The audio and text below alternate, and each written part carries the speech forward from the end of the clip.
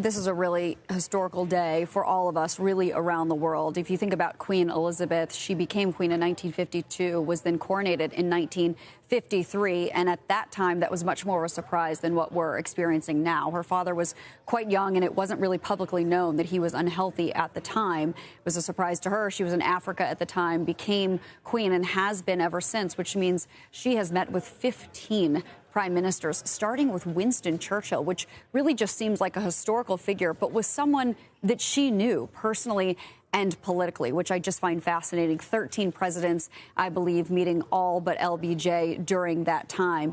And of course, the Queen came to the throne in a very interesting way. Yes, her father had passed away, and that was the way these things naturally pass. But he was only king because his brother had abdicated the throne in order to marry an American divorcee. Of course, since then, the rules have changed. But the Queen stayed very, very close to the way that things had always been done. She always chose the crown over family in many circumstances, which I can only imagine had to have been personally very difficult. But I think she felt a great sense of duty because of the role that she played, because of the choice that her father really was not given. And so I think she felt very compelled to follow the rules the way things had always been done. Now, as time went on, things did certainly change. She changed the different rules of succession so that now the eldest child of the reigning monarch would become king.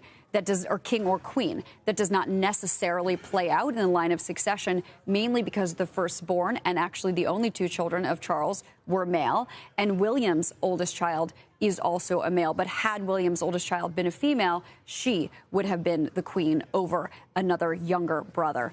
So I think that there's just a lot that the Queen held on to with tradition, but over time began to loosen a little bit. And we can only wonder what Charles will be, if he is indeed King Charles or perhaps goes by another name, and what he may change or keep the same. Obviously considerably older than his mother when he takes over as sovereign. So there's just a lot of, I think, sadness going on around the world. I think she really came to be a very beloved figure. She changed the way that the monarch interacted with the public in a way that had not been done before that, and became much more of a public figure and someone that really was adored, figurehead or not.